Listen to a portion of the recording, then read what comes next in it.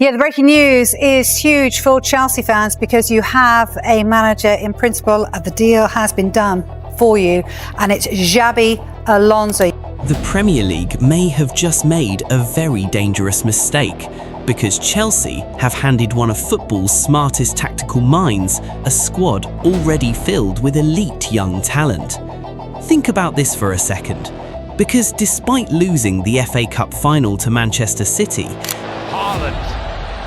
plenty in support. Oh, that's beautiful! Despite going through another managerial collapse, Liam Rosenior has left Chelsea. Chelsea have decided to make a change. And despite now facing the serious possibility of missing European football again under Blueco, this still does not look like a weak squad.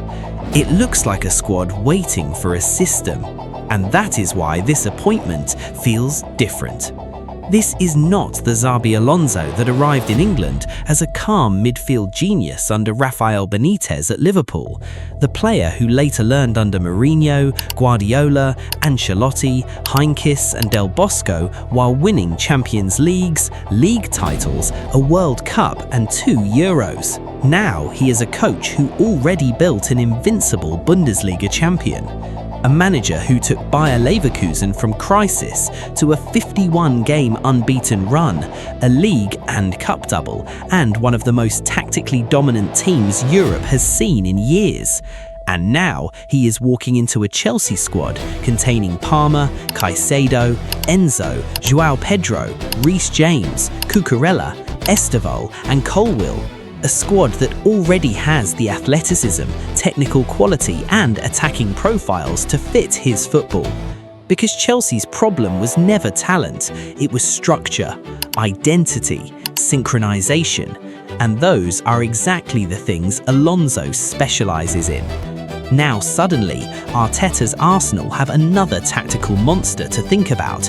Guardiola, whether he stays at Manchester City or not, now faces another elite positional coach capable of controlling games through overloads, pressing traps, and spatial manipulation.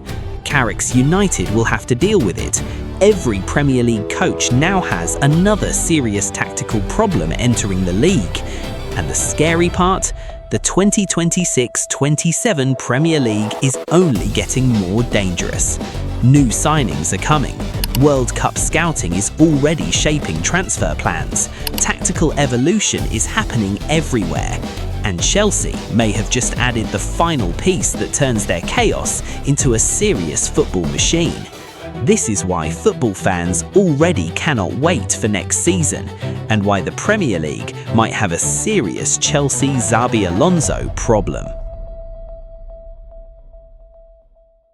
Chelsea didn't turn to Xabi Alonso because they needed another fashionable name on the dugout. They turned to him because the project had reached the point where talent alone clearly wasn't cutting it anymore. And that's the uncomfortable truth about Chelsea under Blueco. They've spent heavily, recruited aggressively, collected some of the most exciting young players in Europe, and still spent the better part of the last few years looking like a team that doesn't quite know what it is. Graham Potter was supposed to bring modern structure, Mauricio Pochettino was supposed to bring authority and emotional stability, Enzo Maresca brought genuine ideas, silverware, and moments where Chelsea looked like they were actually becoming dangerous. Then Liam Rosenior arrived in January, and by April he was gone too. Alonso is now set to become the latest permanent appointment of the Blueco era after another season where Chelsea's most stubborn opponent was somehow Chelsea themselves. That's why this one feels different. This isn't a small rebuild anymore. This is a billion-pound football experiment that kept plugging the plug on managers before any real identity could take root. The squad has quality absolutely everywhere. Reece James, Levi Colwill, Wesley Fofana, Moisés Caicedo, Enzo Fernández, Cole Palmer, João Pedro, Pedro Neto, Malo Gusto, Estêvão, Garnacho, Levi, Cucurella. But the problem has always been connection. Talented in isolation, disconnected as a unit. One game, Chelsea looks sharp, aggressive, technically superior. The next, they look slow in build-up, easy to press, and emotionally fragile the moment momentum shifts against them. that's not just a mentality problem, that's a structural one. When a team has expensive midfielders but can't control games consistently, that's not just a player problem. When a team has creative attackers but goes through long stretches without scoring, that's not just a finishing problem. When a team keeps changing coaches, changing principles, changing roles, changing the entire tactical language every few months, even genuinely good players start performing like strangers who've just met at training. That's exactly where Chelsea ended up. By the time Rosenior was sacked, the numbers were genuinely hard to look at. He lost 7 of his last 8 games, 5 straight Premier League defeats without scoring a single goal. That last part, the not scoring part, was reportedly Chelsea's worst attacking drought in 114 years. 114 years! For a squad carrying that much attacking talent, that statistic belongs in a museum, not a season review. Then came Wembley. Chelsea didn't get torn apart by Manchester City in the FA Cup final. They lost 1-0, which almost made it worse. Another game where they competed, had their moments, had enough quality to stay in it, and still couldn't find that final layer that separates serious teams from nearly teams. City found one decisive moment through Antoine Semenyo. Chelsea left frustrated again, sitting 9th in the Premier League and staring down a serious fight just to get back into European football. That's why the fan base is where it is right now, because Chelsea aren't failing like a weak squad. They're failing like a squad with too much ability and not enough clarity. Those are two completely different problems, and only one of them gets solved by buying more players. Maresca's exit is wrapped up in that debate. He had ideas. He gave Chelsea spells of genuine control. He won silverware. There were stretches where the team looked like it was building towards something more stable, but results dropped, internal issues surfaced, and Chelsea reached for the reset button again. Rosenior came in, and instead of steadying the ship, the attack dried up completely, the pressure mounted, and the whole thing drifted into another familiar crisis. So when Chelsea moved for Xabi Alonso, this wasn't just about hiring a coach, it was about hiring a football identity. And that's where this story starts getting uncomfortable for the rest of the Premier League, because Alonso isn't arriving at Stamford Bridge as some promising young coach riding on a romantic playing career. That version of the narrative is well and truly outdated. He comes with actual evidence now. As a player, he wasn't just elegant, he was educated by the game at the absolute highest level. Rafael Benítez at Liverpool, Mourinho and Ancelotti at Real Madrid, Guardiola and Heynckes at Bayern Munich, Vicente Del Bosque with Spain. Think about what that means for how his football brain was actually built. Benitez's tactical detail, Mourinho's control of moments and pressure, Ancelotti's management of elite dressing rooms, Guardiola's positional play, Heynckes' balance, Del Bosque's calm domination with the national team. He didn't just play under great managers, he played under different worlds of football thinking. You can see pieces of all of it in how he coaches. At Real Sociedad B, he learned the development side of management. At Bayer Leverkusen, he proved he could build something serious under real pressure. When Alonso arrived in October 2022, Leverkusen were struggling near the bottom of the Bundesliga. Within months, he gave them structure. Within one full season, he turned them into champions, and not lucky ones either. Leverkusen finished the 2023-24 Bundesliga season unbeaten. 28 wins, 6 draws, 0 defeats. The first team in Bundesliga history to go through an entire league campaign without losing. They also won the DFB Pokal, completing the domestic double. Their unbeaten run stretched to 51 matches across all competitions, before Atalanta finally ended it in the Europa League final. That run, that record, that season, that's what Chelsea are buying into, and the way he built it is the part worth paying close attention to. Florian Wirtz became the creative center of a title-winning machine. Granit Xhaka, written off by half of football at that point, became a tempo setter and control point. Jeremy Frimpong and Alejandro Grimaldo became devastating wingbacks. Victor Boniface gave them presence and movement up front. Nketiah and Jonathan Tah became part of a backline that could defend space, build attacks, and support aggressive rotations without breaking a sweat. Controlled but never slow, structured but never predictable. That combination is genuinely rare. His Real Madrid spell was more complicated, and it's worth being honest about that. It ended quickly, the pressure of that environment clearly became heavy and results didn't go his way. But even there, the full story matters. The issues at Madrid didn't disappear after he left. That tells you something. It suggests the issue wasn't simply Alonso being unable to coach at that level. It was a difficult dressing room, a politically charged club environment, and a squad carrying deeper instability than any one manager could realistically fix on his own. Alonso is not walking into a talentless squad. He's walking into one where the talent has been waiting for a system strong enough to connect it. Start with midfield. Caicedo is exactly the player Alonso builds around. Not just a ball winner, but someone who covers ground, reads danger early, and protects the team when the structure gets stretched. At Chelsea, he spent too much time chasing fires alone. Under Alonso, he becomes part of a coordinated pressing machine, locking the centre and covering the spaces the wing-backs leave when they push forward. Enzo Fernández provides the passing range, Levi provides press resistance and positional calm, and Enzo, for all the criticism he's taken, finished with 12 goals and 11 assists across 2025 and currently sits on 9 league goals this season. That's not a deep passer struggling, that's a player who hasn't had the right spacing around him. Then there's Palmer, 9 league goals in 25 Premier League appearances in a Chelsea side with no coherent identity.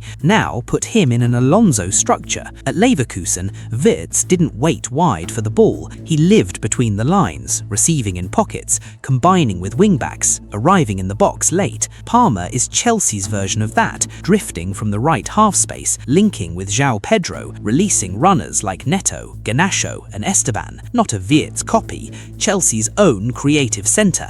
João Pedro fits too.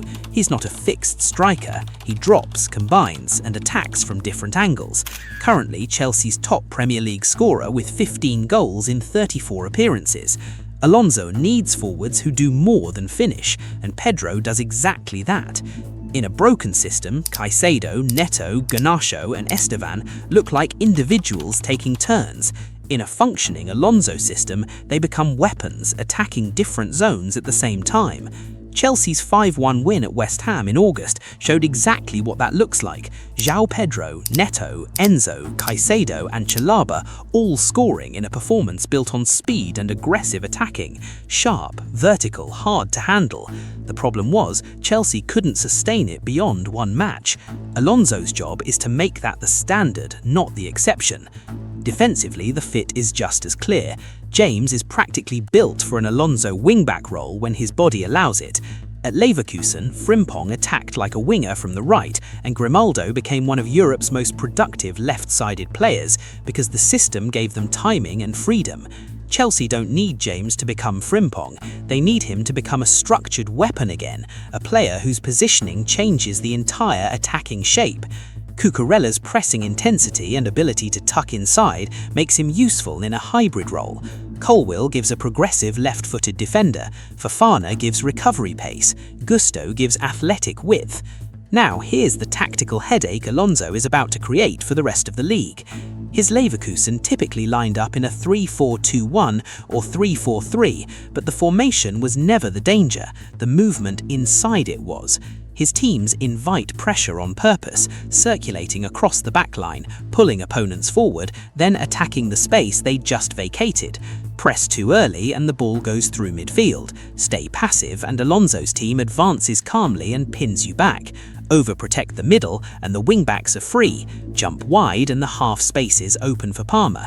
Every few seconds his system is asking questions opponents don't want to answer. The Premier League already has genuine tactical variety. Arteta's Arsenal run on positional structure and pressing traps. Guardiola's City still represent the highest level of possession control. Slot's Liverpool play with fluidity and aggressive attacking rhythm, though Slot himself admitted they'd been conceding too many soft goals this season. Carrick's United are more transition-focused, built on speed through midfield and quick vertical attacks. Alonso can borrow from all of those worlds without copying any of them, and because he was a midfielder who understood tempo at the elite level, everything in his system comes back to one principle: control the centre, control the match. If he gets the structure right, Caicedo stops being a one-man fire brigade and starts making Chelsea's aggression safe. Palmer stops receiving the ball with no options and starts getting it with João Pedro dropping, James overlapping, Enzo underneath, and Neto stretching the far side. James stops being asked to provide everything and gets the clarity, when to go, when to hold, when to attack, that can transform a player's season. Chelsea aren't adding a manager to a weak squad, they're adding a tactical identity to a group of powerful, technical, athletic players performing well below their collective ceiling. When that clicks, talented chaos becomes organised danger, and it's all arriving before what already looks like one of the most competitive Premier League seasons in years. Alonso doesn't arrive at Chelsea in a quiet Premier League. He arrives at the exact moment the league is preparing to get more ruthless. He's signed a 4-year deal with significant influence over transfers. The club want him as the face of the project, not another short-term head coach they'll replace in 8 months. That matters, because Chelsea's biggest problem under Blueco hasn't just been bad recruitment, it's been recruitment without a stable football identity to recruit for. Alonso knows the profiles his system needs. This summer, Chelsea won't just be spending again, they'll be spending with a coach whose system already has a shape. The timing adds another layer. The 2026 World Cup runs from 11th June to 19th July, and one brilliant month tournament can double a player's price overnight. Having Alonso in place before the market gets emotional gives Chelsea a real advantage. He knows exactly what he's looking for before the panic starts. The rest of the league isn't standing still either. City won the FA Cup, and there's already a sense Guardiola's era is entering its final chapter after a decade, even with a title race against Arsenal still live. Arsenal, under Arteta, are no longer a project, they're a mature title machine built on structure, pressing traps, set-piece threat, and week-on-week tactical discipline. Liverpool, under Slot, are in a more complicated moment. Salah publicly called for the team to rediscover their aggressive, high-intensity football after a 4-2 defeat to Aston Villa damaged their Champions League hopes. And Carrick at United has quietly built enough of a reputation to be named among the Premier League Manager of the Season nominees, running a transition-focused, vertical, fast-attacking side. So, look at what the Premier League now has at the same time. Guardiola's control, Arteta's structure, Slot's fluidity, Carrick's transition intensity, and now Alonso's positional rotations, wing-back overloads, and midfield manipulation. Chelsea don't need to be perfect immediately to become a problem, they just need to become coherent. The individual quality is already there. What's been missing is the mechanism that makes it repeat every week. That's what Alonso builds. The Premier League has seen Chelsea with talent before. It's seen Chelsea with money before, repeatedly, painfully, expensively. What it hasn't seen recently is a Chelsea with a clear tactical identity and a manager trusted enough to shape the entire club around it. The problems haven't vanished, the squad still needs balance, the dressing room still needs stability, and the club still has to prove it can stop hitting reset every time results turn uncomfortable. Alonso won't fix all of that in one window, but for the first time in years, Chelsea may have hired a coach whose football identity is strong enough to outlast the chaos around him. Because Chelsea aren't trying to become interesting again, they're trying to become dangerous again. And if Alonso pulls it off, English football may have just handed another tactical monster the keys, right before one of the most anticipated Premier League seasons in years.